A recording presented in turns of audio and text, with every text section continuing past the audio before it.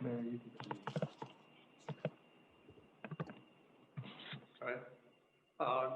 afternoon. It's Tuesday, September 29th, 2020. Call this meeting to order at 3:01 p.m. This is a special meeting of the Commissioners of Rehoboth Beach.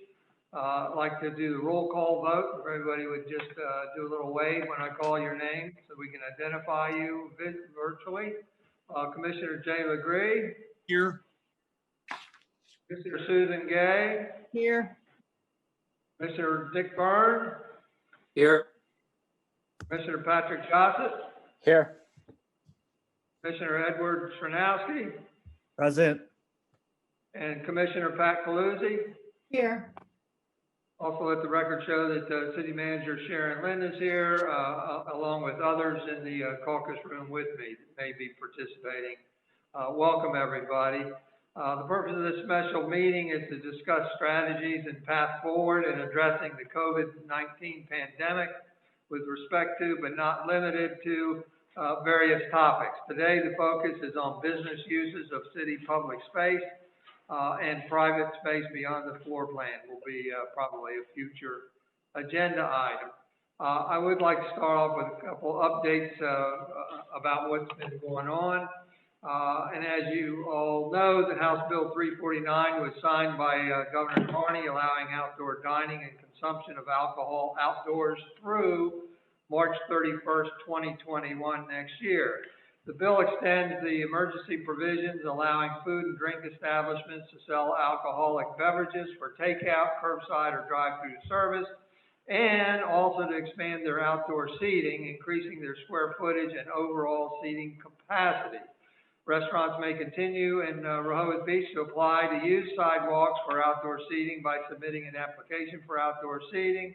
And Rehoboth merchants may use up to 3 feet from their storefront to display wares without an application. Business sidewalk usage must take into account ADA and social distancing requirements. With phase 2 of the state's economic reopening underway, the city of Rehoboth Beach will remove the remaining barricades citywide beginning November 2nd.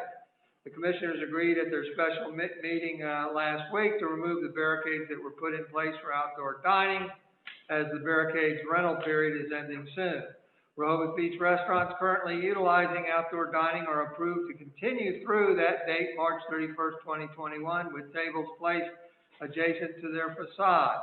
City staff had, prior to the last meeting, had contacted restaurants for their outdoor dining plan moving forward, and all the city staff reported that all those restaurants were enthusiastic about the opportunity to be able to continue with their outdoor dining. In today's governor's press conference, he noted 2 things I wanted to share with you.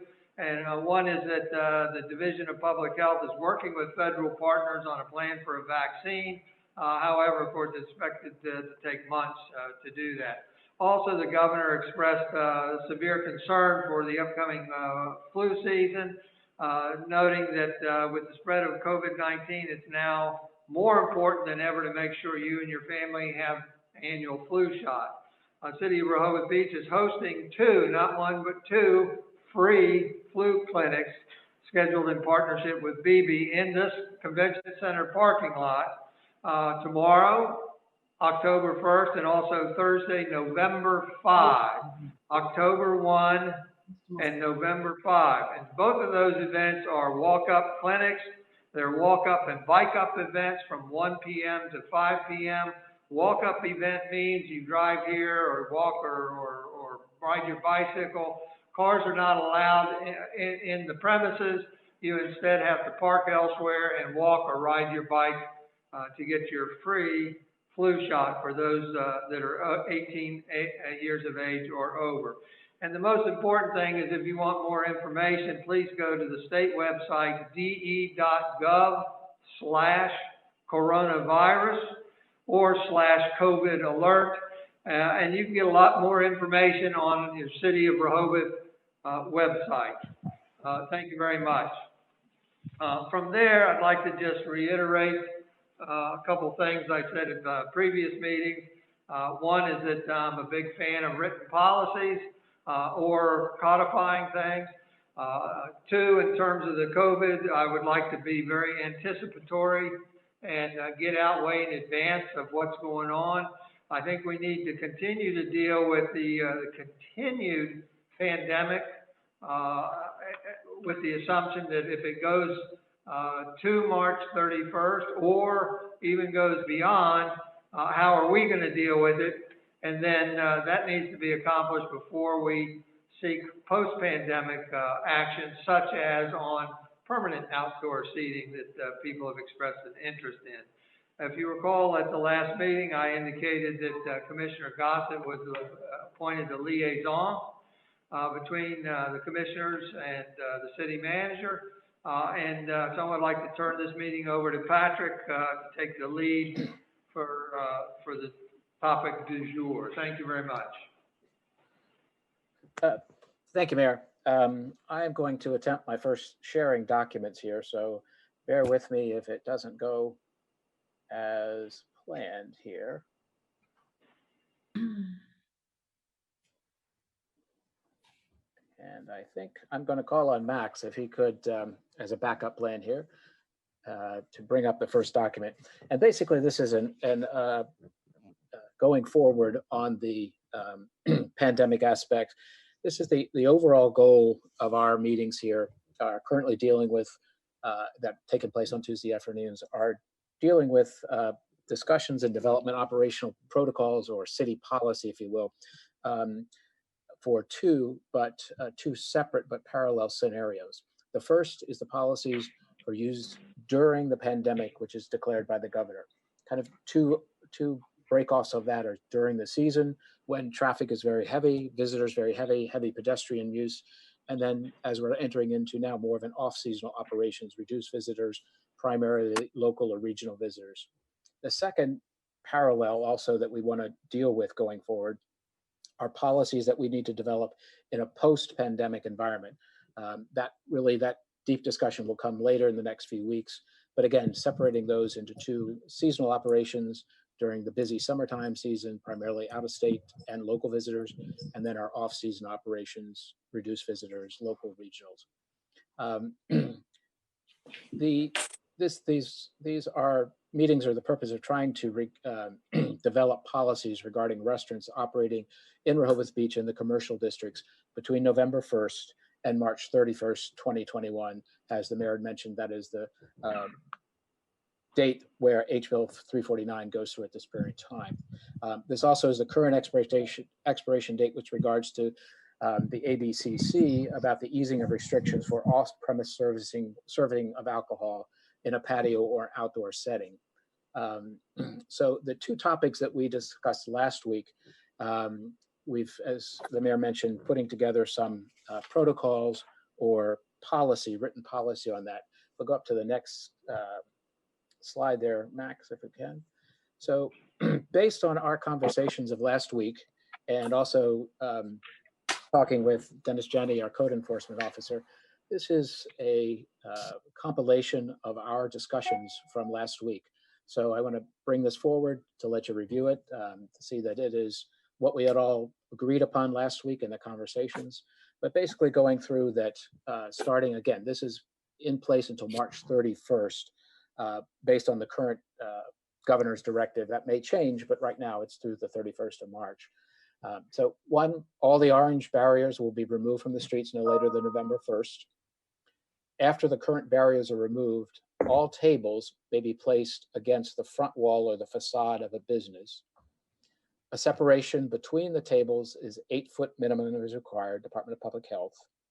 And then a minimum clear pedestrian path at least 36 inches adjacent to the outdoor seating is required. 5, tables and chairs must not block any entrances or ADA accessible areas. 6, if alcohol is served, a barrier must be in place adjacent to the table on the sidewalk side of the table to separate the table from the pedestrian pathway. 7, tents or canopies may not be used on city property.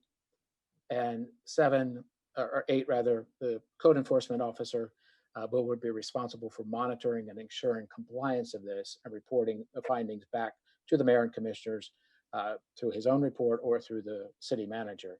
And then certainly exceptions may be granted by the city code enforcement or the city manager if situations provide or call for a need to adjust some of these or make adjustments per these policies.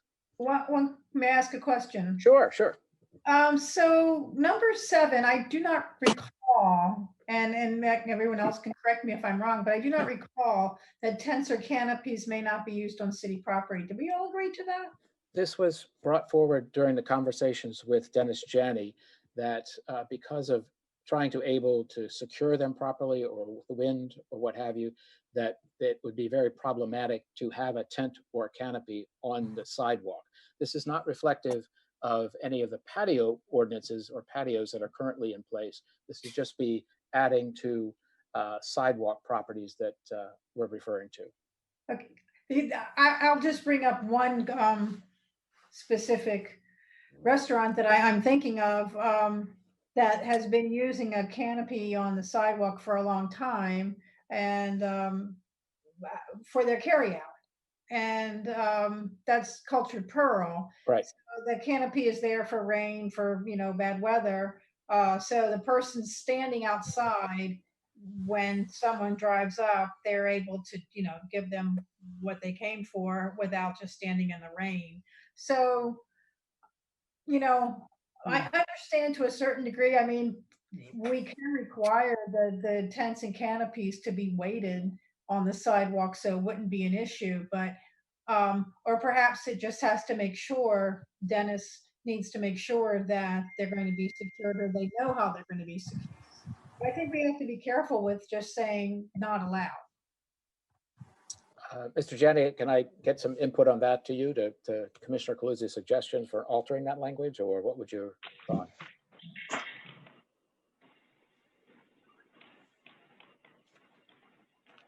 I'm sorry, is Mr. Janney around? Yeah. Okay. Yeah, definitely open to suggestions. I think we may want to reword it as on a case-by-case basis. And certainly there's areas where you're just not going to have room for a tent or canopy and keep minimum distances for people walking around.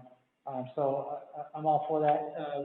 If somebody wants to apply to have a tent or canopy on city property, an email, we'll go over, inspect it, and take a look and see if it's going to meet all the requirements. Well, I'm in favor of at least allowing for someone to make application.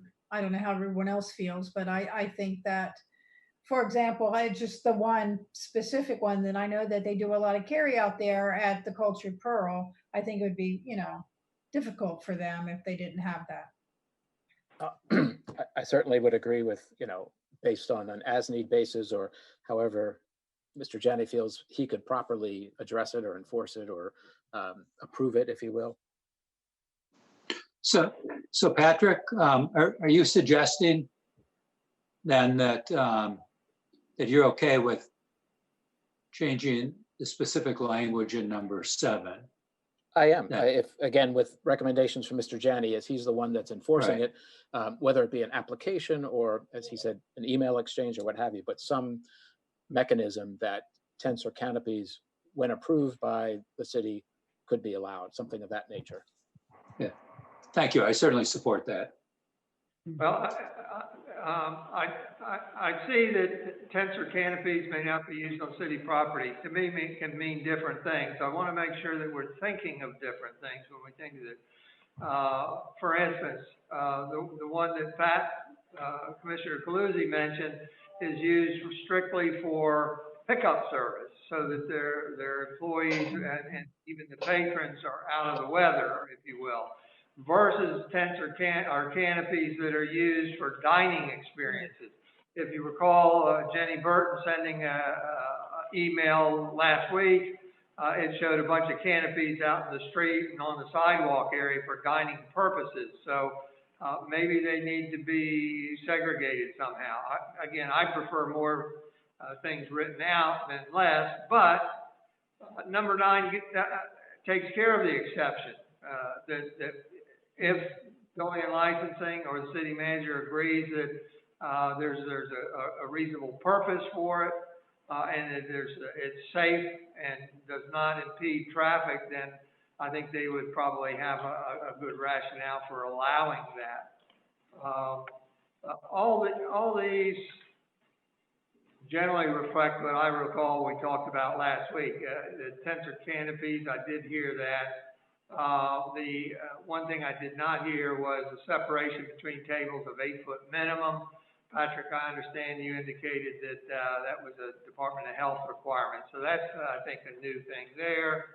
And the other thing that still gives me heartburn is this minimum 36-inch pathway adjacent to the outdoor seating required.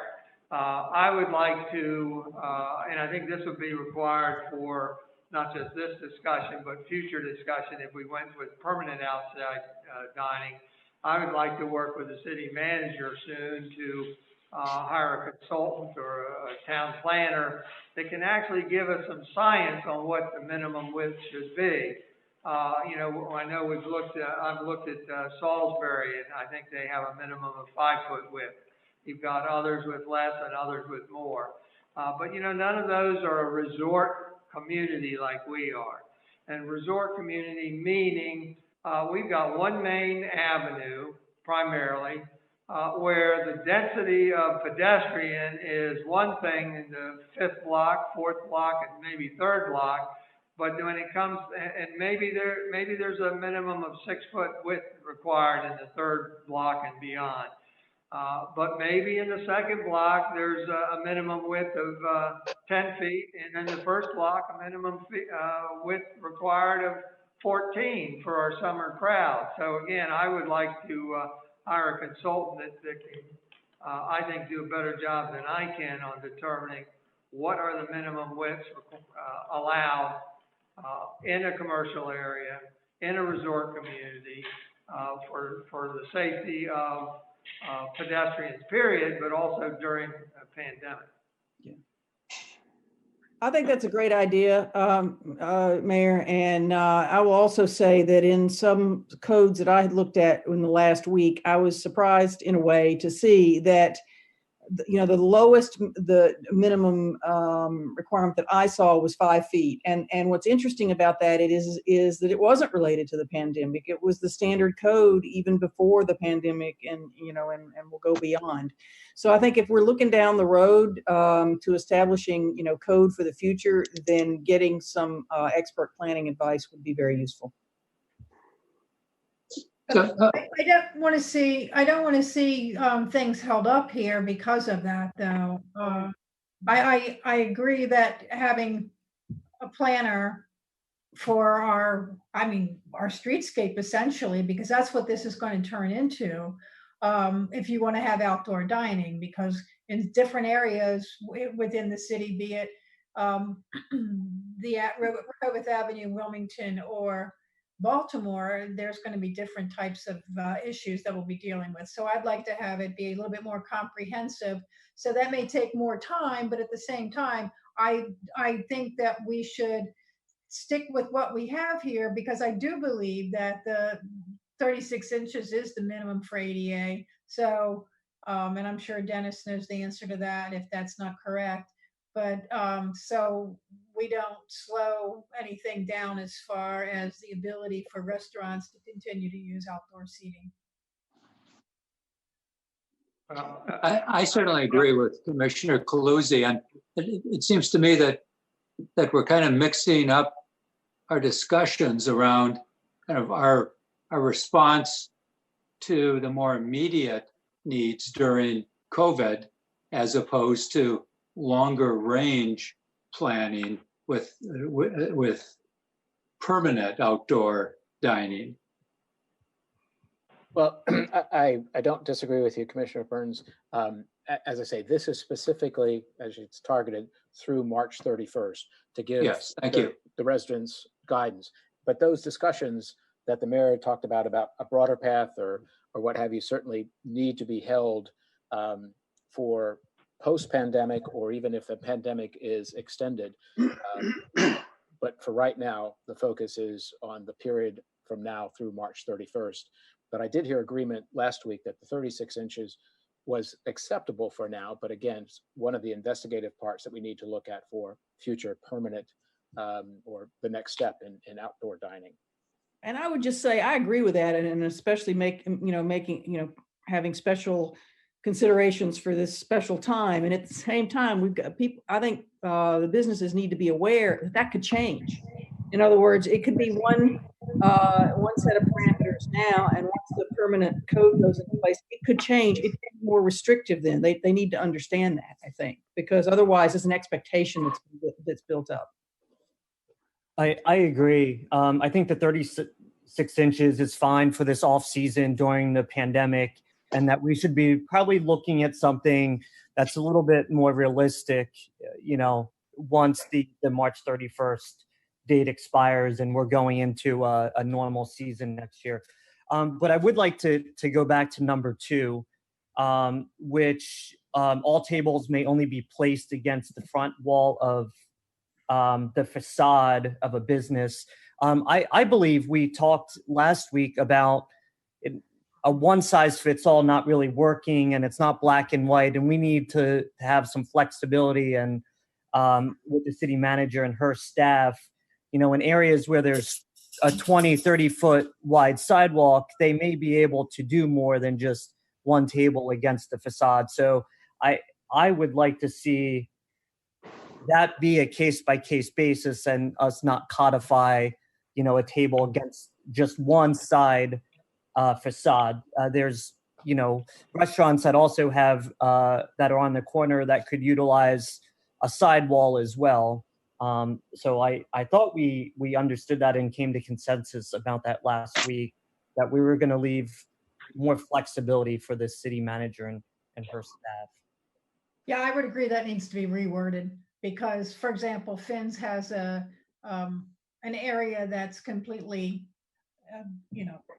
separate from the sidewalk. And so even though there were barriers there, you're right, not one size doesn't fit all. Well, I think that it's the number 9, exception be granted by city code enforcement or city manager. And those are existing, that gives that flexibility provided.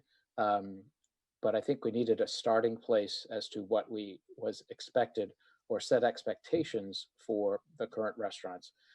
Certainly, there are others that are not, that are using the bump outs, the tree bump outs, if you will, in front of their restaurants for tables, so that there are no tables directly against their facade. So again, to have those just approved or recognized and duly noted that this is what has been approved, that's one thing. But I do believe we need to start with a basis of something that all can agree on, or this is the starting place.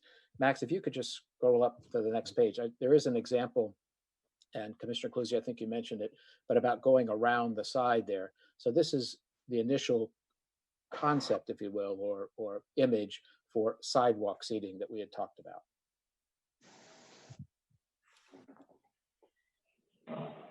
Excuse me, with shared screens, I cannot see all the commissioners, nor can I tell if anybody's raising their hand unless you physically raise your hand. Commissioner, so who can't I see? 1, 2, 3, 4, 5. I can't see Commissioner Legree. Right, I didn't either. And Well, I think. Anybody, commissioners, before I go to the public?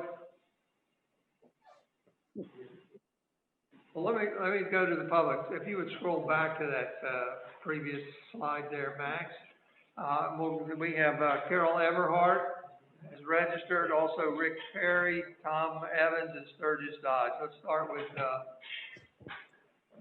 Carol Everhart.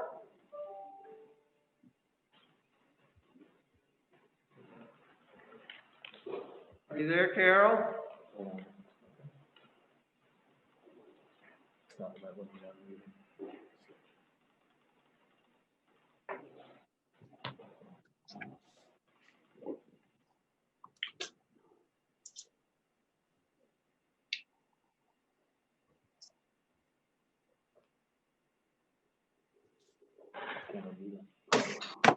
Can you hear me now? Yeah. I can hear you. Yes, sir. Thank you. Thank you so much. Thank you, Mayor and Commissioners.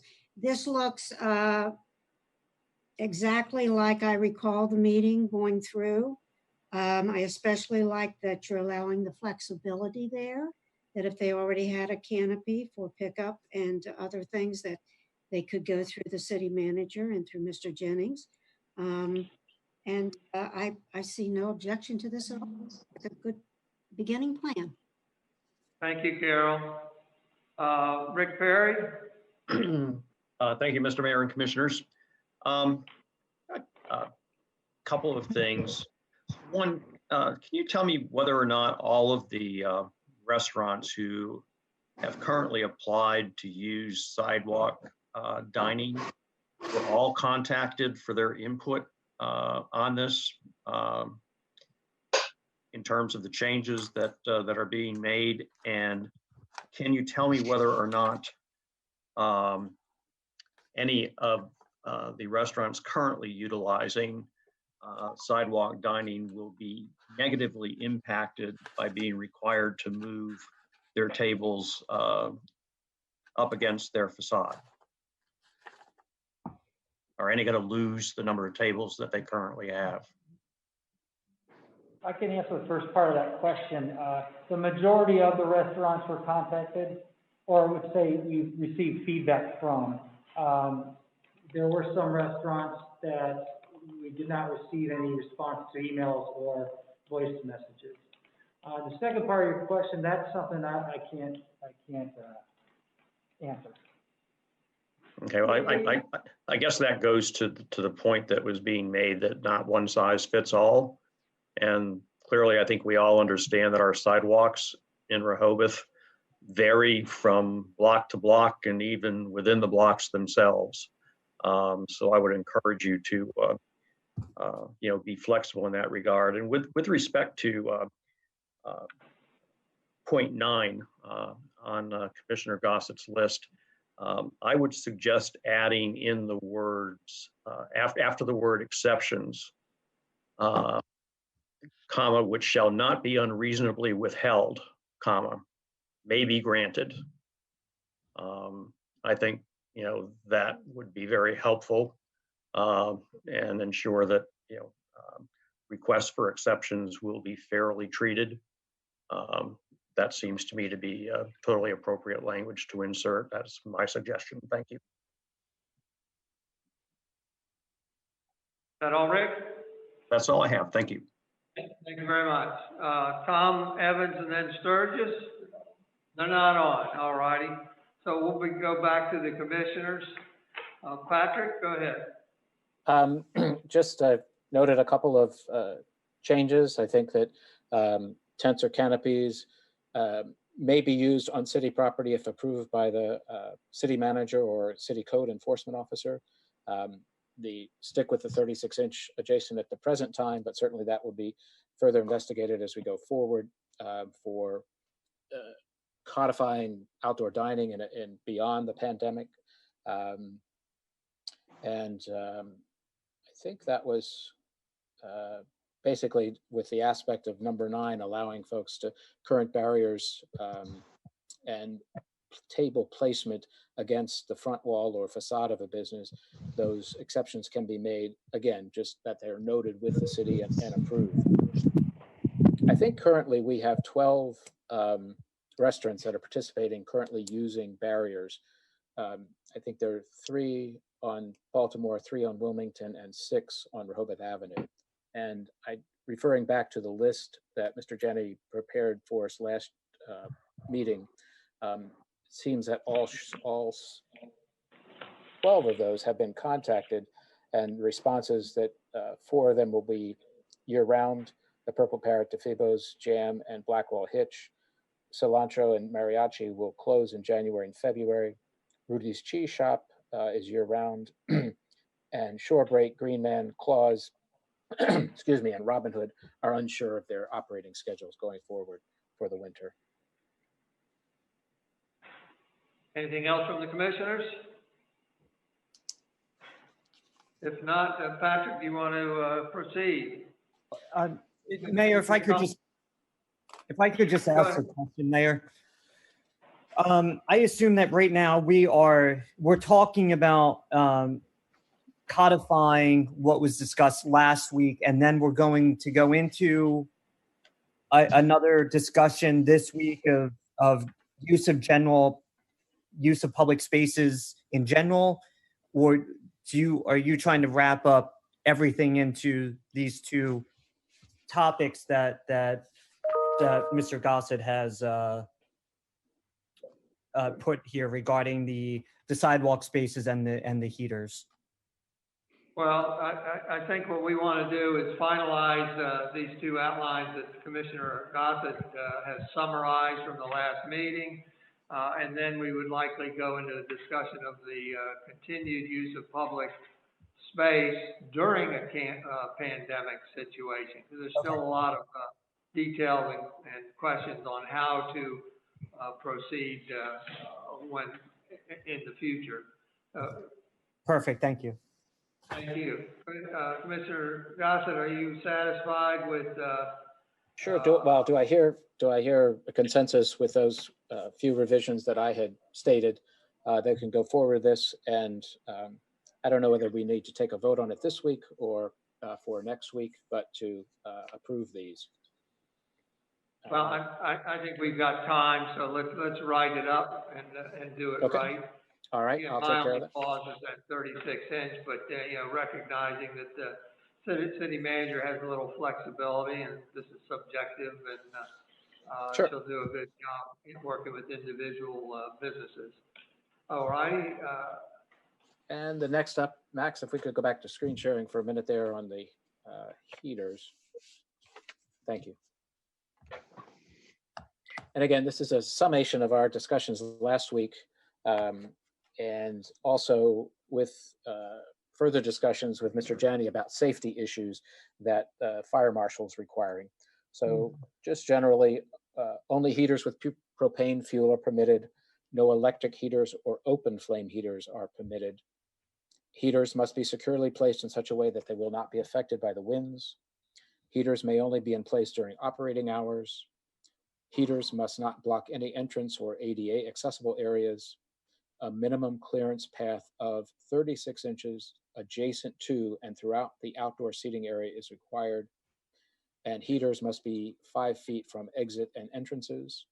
And again, code enforcement officers responsible for monitoring and assuring compliance and reporting back to mayor and commissioners. And then exceptions may be granted by the code enforcement officer. The one area that I just wanted to be a little more specific on, we talked about open flames, and Max, if you could scroll down to the next one, there's two heaters that are been used mostly in the city. The kind of top hat heater, it's referred to as the one on the right there, and the other is a open flame, but that flame is actually encased in a glass cylinder. So technically, by fire marshal's definitions, it is not an open flame.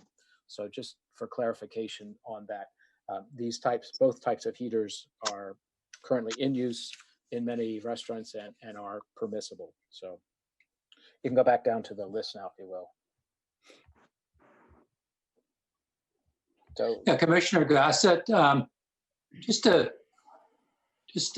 guess it's a comment. I don't even know if it's a question on number 3. At any given time off of the ocean, we can have winds in any given place and often unpredictable.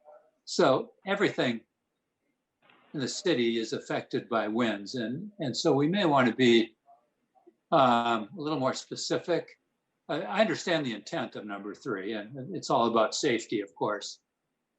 But it just seems like everything potentially is affected by winds. well, what about the addition of saying heaters must be securely placed or weighted? Weighted, I think weighted is a good thing to add there. Okay. When I was hearing it, yeah. Probably many of them, are manufactured in a way that they are weighted. Well, they're true. That would be, and many of them have manufacturings of tip switches. They're referred to as if they go off of balance, that they shut themselves down. So, right. But again, it's just notifying and setting expectations for our restaurants that this is what is expected and anticipated. Yeah. So I could add the phrase "or weighted." Yeah, I think that's good. Okay, Otherwise, I think the list captures everything we spoke about last week. okay. Yeah, you hit on my question, Patrick, and that was, are all heaters the same? In particular with, if they're knocked over, if they're a turn-off switch that, shuts off the propane. To me, that would be a necessity, and I would think they likely already have that, but.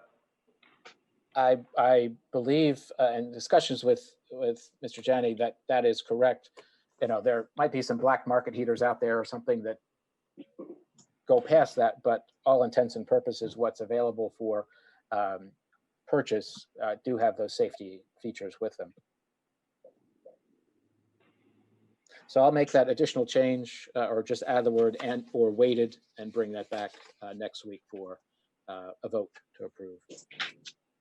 Good, thank you. Any other commissioners have any comments? I'm If fine. not, oh, go ahead. I'm fine. I'm fine with that. We just have to use some good common sense, and I'm sure we'll make our way as we go along. Thank you, thank you. Back to the public. Carol, would you have anything you'd like to share?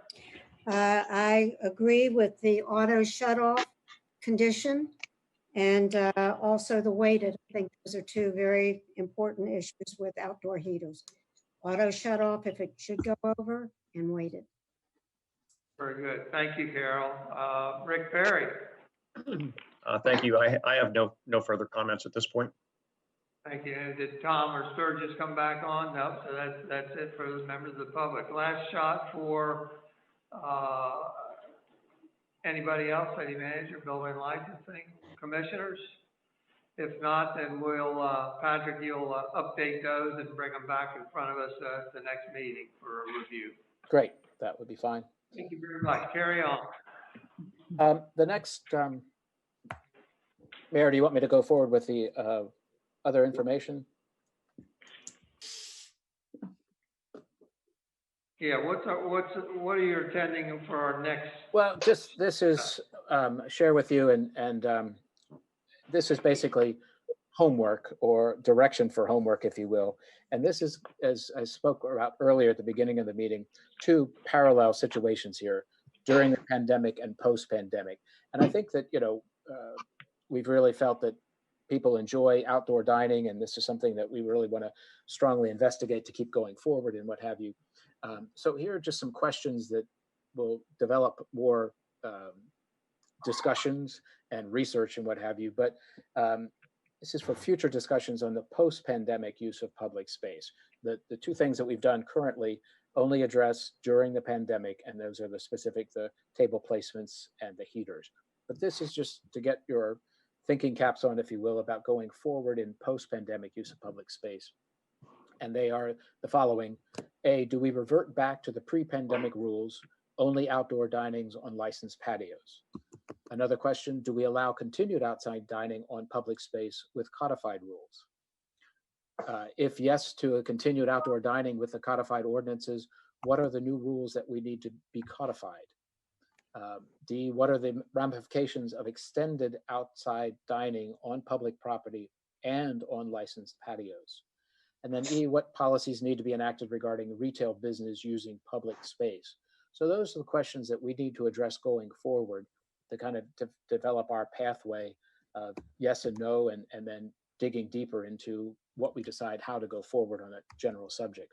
So to do that, I think the research that is needed to help us make those decisions going forward, our use of the, as listed there, use of illustrations for discussion and public information, acquired as mentioned by the mayor earlier, acquire street or sidewalk plans, sidewalks with vary from location to location throughout the city.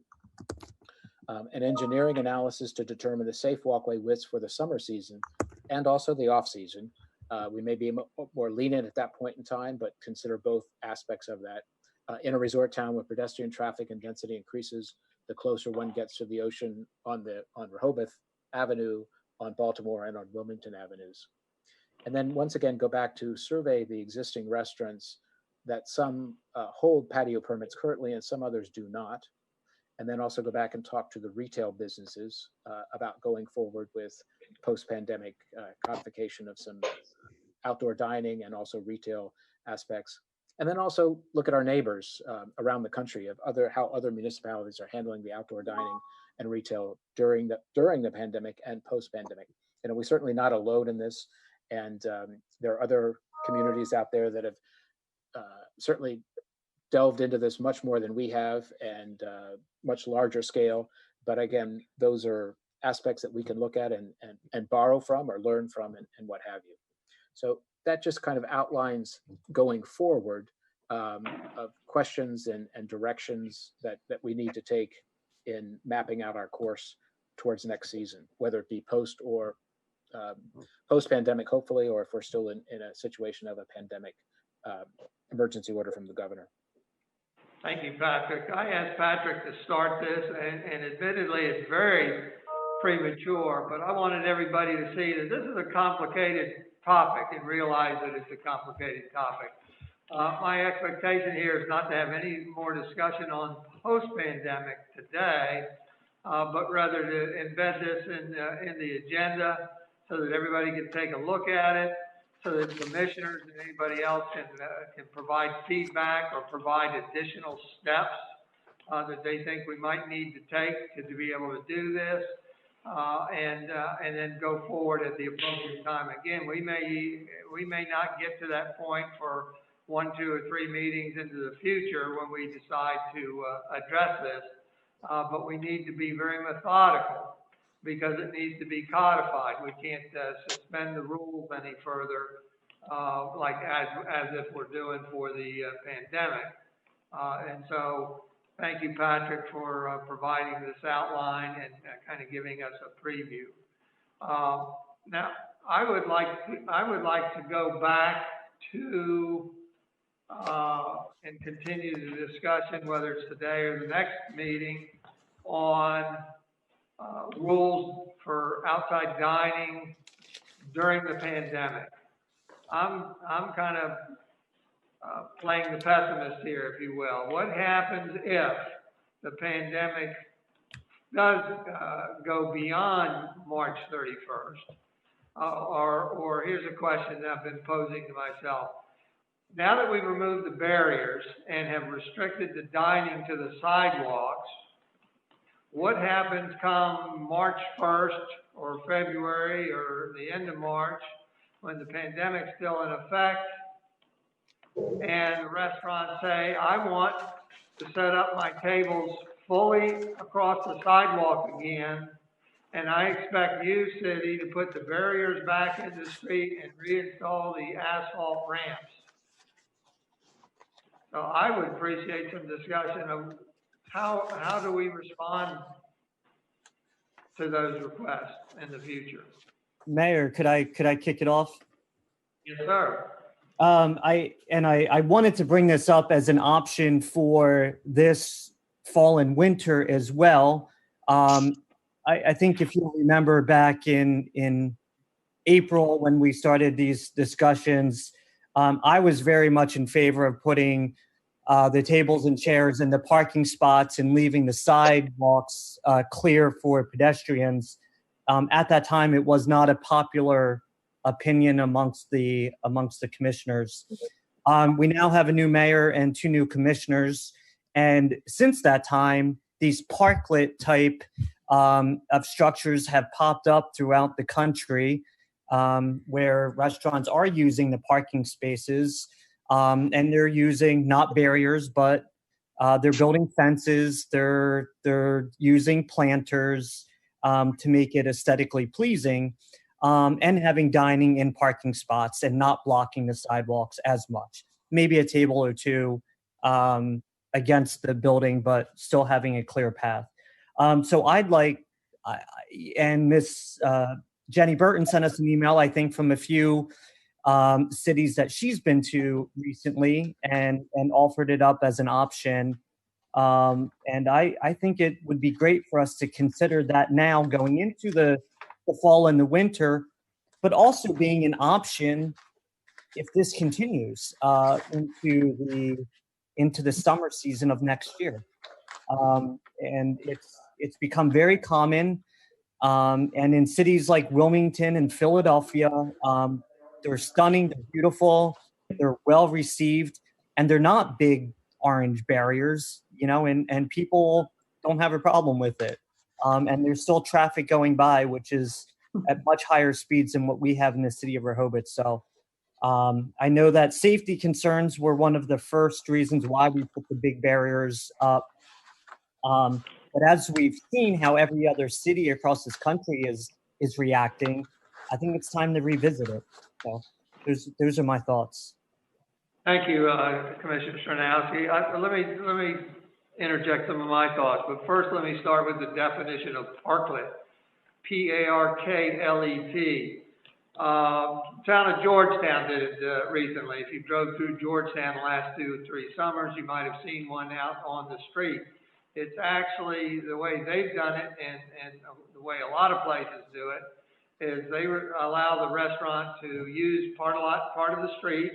There's got to be sufficient barriers segregating the dining area from the traffic lane out in the street. The restaurant has to build a plywood platform in the street so that the level of the dining area equals the level of the curb or sidewalk, and that way there's no ADA compliance problems. It seems to work very fine. Then there's generally, if they sell alcohol, there's additionally some kind of smaller non-traffic barrier separating the public sidewalk from the dining area. That's what a parklet is in my mind. I agree, Commissioner, that my view from the beginning when all this started is that where do people walk? They know to walk, they're trained to walk, they've been walking all their life on sidewalks parallel to buildings and up against the storefront, so to speak. And we kind of violated that natural tendency, if you will, by putting them out in the street. Now, we tried to put signs out there, and ADA, well, they weren't compliant, but we put ramps out there. And it just created, from my view, more of a circuitous route that didn't seem to work as well. So for me, when it comes back to restaurants asking, what can we do in the continued pandemic era? What about barriers and things? I like the program you outlined, and that's where pedestrians are largely on the sidewalks, the dining areas are out in the streets, and I suggest we take a look at that. I think some of the extra questions that are posed under that scenario, or whatever scenario we go with, is who pays for the barriers and who compensates the city, if anybody, for the loss in revenue of the parking spaces? Well, I think there's 2 answers for that. One, it's the interim between now and May is one, and then if it continues in May, that's a different conversation when it could impact loss of revenue. Now between May, there wouldn't be any loss of revenue to the city using the parking spaces. Right. Correct. Anybody else? Yeah, I first of all, I agree with what both of you all have said, which is that I like the idea of the parklets. In Philadelphia, they call them streeteries. And there's quite a number of them there, and there's a very thick guidebook of regulations. So I agree that the concept is very appealing, and I also agree that the parameters have to be firmly set. I also think that I'm not sure we should spend a lot of time speculating about what happens, March 31st, because I don't think March 31st is going to be a magic date. I think there will, based on everything I've read, it sounds like there's going to be some sort of extension, some sort of, extra guidance needed or restrictions in place, perhaps even till the end of 2021. I mean, it just seems to be a reality. So I think we need to look ahead to what, could conceivably be used next season as well. Mayor? Commissioner Byrne. Yes, sir. Yeah, thank you. I certainly agree with all that's been said thus far on this topic. And Mayor, thank you for raising this issue, because just like Commissioner Gay, there's certainly a lot of evidence that this will be the reality. And so the sooner we get considering it and talking seriously about about this concept that Commissioner Trzynowski has brought up, I think the better. I've personally seen this in several cities where it's been working very well. I've seen dozens of photos of it across the country from small communities to large cities where it appears to be working well. It occurs to me that because it's likely that we will be faced with doing something like this during the regular summer season, that the off season in front of us now could give us some opportunities to kind of, quote, experiment with this concept and try some things out, give our restaurants some opportunity to, in a sense, apply their entrepreneurial spirit and energy to trying some things, and that we can do some evaluation in that process. And we'd be doing it in a time when we don't have a lot of pedestrians, we don't have the traffic and so on. And of course, I'm not suggesting a free-for-all. I'm suggesting it'd be done under the guidance of our city manager and her team. Now, they know what they're doing. I think they could oversee some of this in the off season, and we could learn fairly quickly from some things that could work and or not work. Thank you, Commissioner. Commissioner Calusi? Yes, I like the idea of the streeteries. I have liked them from the beginning. I think the only reason that I can recall from initially when we went down this path was it was a safety concern that Chief Banks, we pretty much said that it's just something that we could not do easily, that there were some sort of state guidelines that we had to follow. But clearly, they're doing it in so many other places. I don't see why we can't. There's probably some data out there. I don't think that there's oftentimes that people hit the parked cars that are where the streeteries would be. So, I think it's something that we ought to, as Commissioner Byrne has stated, is look at trying a lot of this out during the time when, between now and before we started charging, having parking meters up and going again. So I think it makes a lot of sense to try to look into this and what could be done, especially now when we won't have quite as much traffic. Although I understand that right now our shoulder season is busier than it's ever been in the past, which is great for all the downtown businesses, and I hope that continues. And I don't know in terms of speed of traffic around there whether we need to put in those speed humps or anything. We probably don't want that on the main street on Rehoboth Avenue, but I certainly think we ought to look at moving forward with a couple of them as a possibility to try them. Just so you know, thank you, Commissioner. I'm just going to task myself with 2 bits of homework. One is to talk with Sharon about hiring a consultant to help analyze the minimum width of sidewalks so we can get that rolling. But the other one is I want to meet with Chief Banks next week to talk about what are barrier requirements on our different streets and what are the different barrier types that are needed. So that I can have some better answers for you at our next meeting. Commissioner Gossett? Yes, I just want to add my support to the suggestion of parklets or streeteries, whatever we want to term them, sidewalk cafes. But I think that as I noted earlier, that borrowing from other municipalities that have tried this, it's working for quite well in Washington. Just right outside my door, there's quite a few of them, and as well as in Chicago and Richmond and Baltimore that I've seen. So I think it is a very feasible way to go, and I do concur that maybe using this as a test case. I don't know if we're going to have many outside diners in January or February, but certainly begin maybe discussions with those restaurants that have stated they're going to open year round, the Parrot, DeFebo's, Jam, Blackwell Hitch, and just begin a conversation with them. If this is something that they're aware of, or just get their views on it. Certainly that they're the ones that are going to be a part of it, and just get some input directly from the users, I think would be a fine thing to do.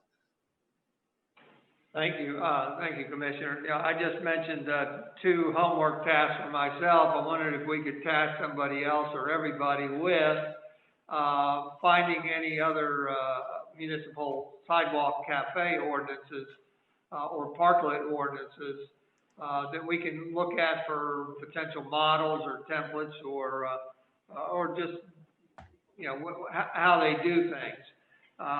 There might be additional information in there that's needed. For instance, is liability insurance required by the restaurant to do this type of thing, and other things? How do they handle outdoor heaters when now you've got a wooden platform that you're sitting on? Yes, ma'am. Mayor, if I might just interject, please. I'd request that you task me with that, and we'll get that done in some fashion that is orderly, and have contact and have a report for you at the next meeting. Willing to delegate. I think it's important that the police chief reach out to other police chiefs, and of course other code enforcement officers where this is happening. So it might be okay for Philadelphia and Washington, D.C. They have their own parameters, guidelines, and restrictions. That might be different here in not only the state of Delaware, but specifically to the city of Rehoboth Beach, where DelDOT is certainly a big part of Rehoboth Avenue. Very good. Thank you very much for doing that. Any other commissioners' comments? Yeah, I certainly agree with the city manager. We need to find out some other people who are doing this, reach out to them, find out what the pros and cons are before we go off on our own, and do some planning. We have some pretty high curbs, and those platforms are going to have to be significant.